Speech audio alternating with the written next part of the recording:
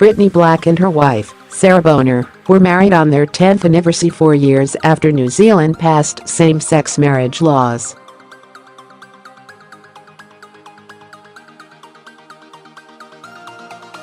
SBS across the Tasman, marriage equality has become a money spinner for businesses, with a recent boom for the wedding and tourism sectors as same-sex couples elope to wed there.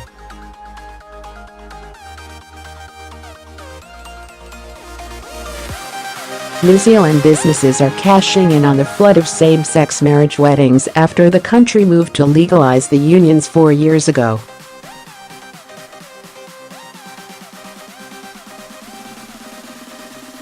This move meant Brittney Black and Sara were able to marry, but the laws changed on the day their son, Noah, was born.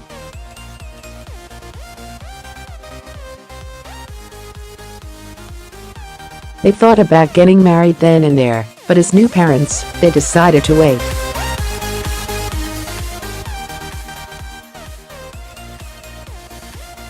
Same-sex marriage, all survey forms have been posted, so what happens now? The Australian Bureau of Statistics says it has finished its initial mail-out of more than 16 million survey forms and is now urging anyone who didn't receive one to contact the Bureau for a replacement.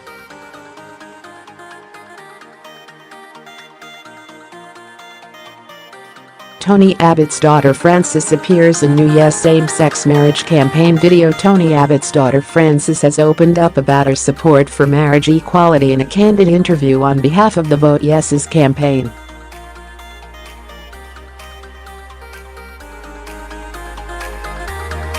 On their 10th anniversary this year, the couple decided it was time. First though, they had to find a wedding venue that was gay-friendly.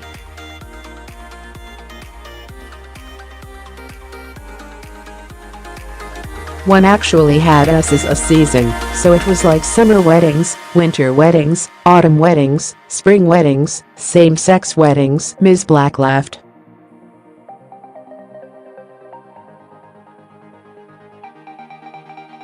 She spoke to a range of venues, but was nervous about how they would be received. I got freaked out, and I thought I should ask, maybe I should make sure they know, but no one's been bothered, no one cares, Ms. Black shrugged.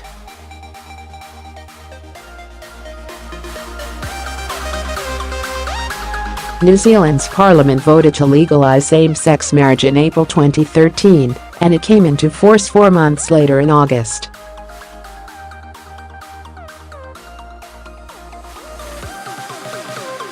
The couple said it felt like legislation was catching up with society. They spent months preparing for their wedding, making most of their decorations themselves, homemade plaster cast brains for placeholders in honor of Brittney's PhD, blackboards for their reception photo booth, and a large cardboard Batman as a card receiver.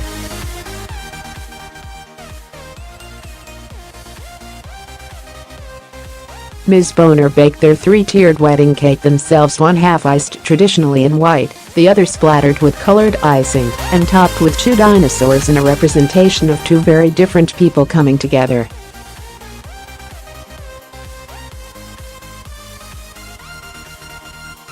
Their choice of wedding march was the Verve's Bittersweet Symphony. They acknowledged it was a celebration their Australian friends were envious of.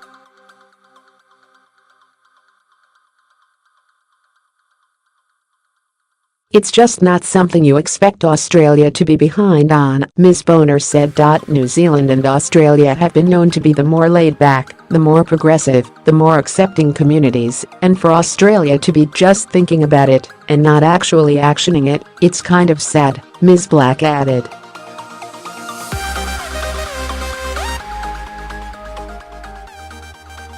A Catholic archbishop says same-sex couples don't qualify for marriage, and their love, while valuable, is like the love of friends.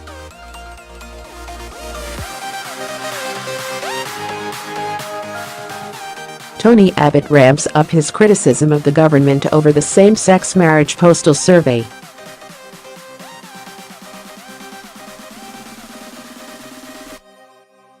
When Tony Abbott was leading the charge against gay marriage in Australia, New Zealand Prime Minister Bill English was doing the same across the Tasman.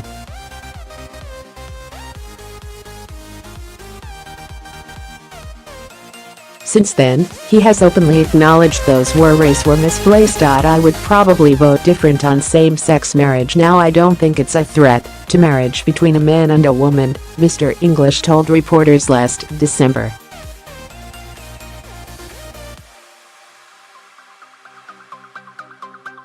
Nearly 1,000 Australian couples have been married in New Zealand since the laws changed in 2013, making up more than a quarter of same-sex marriages in the country.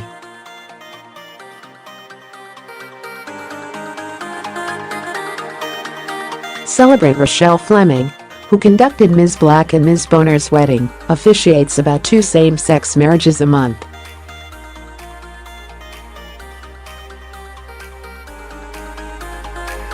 She says for those couples the ceremony holds a special significance as a public affirmation of their love, especially if they have had to hide it in the past.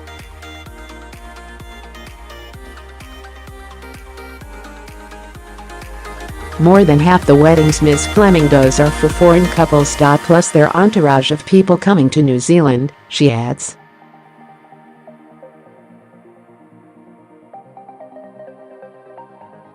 So if you were to look at that as a proportion of marriages in New Zealand, that's quite substantial, and it contributes to quite a lot of tourism in New Zealand.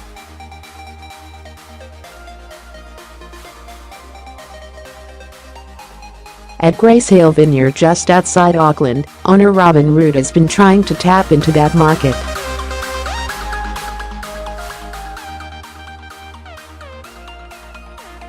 The Black Boner wedding is the 9th same-sex wedding to be held at his venue since January, and he says the frequency is increasing.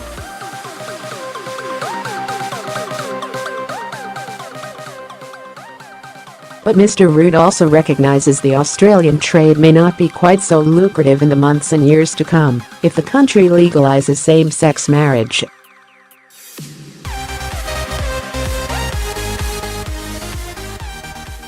Still, he supports the initiative. Even if for myself I would lose the market, I think it would be good for Australians, same-sex people, for them to be able to get married there with their friends in their country, Mr. Root said.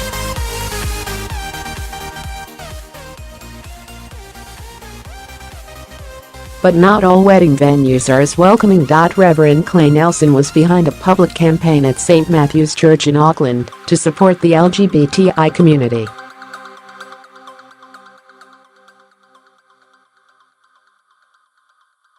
He designed controversial billboards, including one depicting a wedding cake topped with 2 brides and the line, "It doesn't matter who's on top."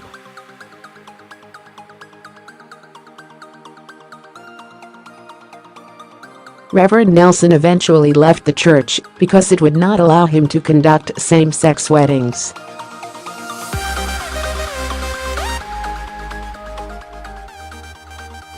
Now, as the Reverend at the city's Unitarian Church, he says it is time for institutions to catch up with society as beliefs will change with each generation.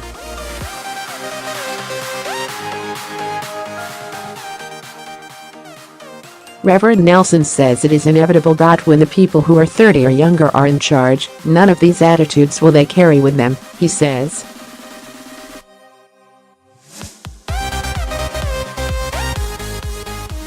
This is kind of the last gasp of those who are male, pale and stale. Meanwhile in Australia, the same-sex marriage debate rages on as the postal survey continues.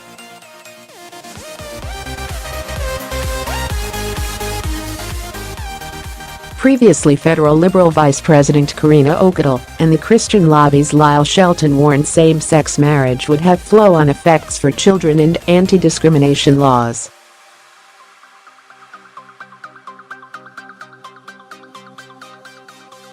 Ms. O'Connell said she was hopeful the postal survey would expose a silent majority who opposed a change.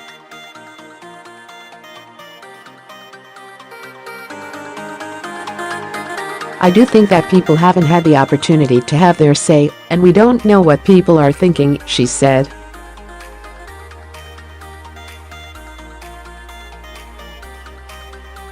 What the Yes campaign is really about is asking the state to sanction the creation of an institution that, by design, will contain children who may never know or have relationships with their biological parents as their family.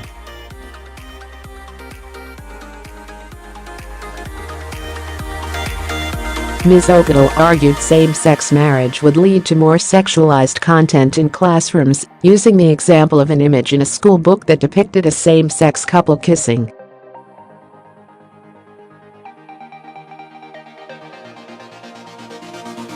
"I believe it should be up to a parent to decide when their child is exposed to sexualized content," she said.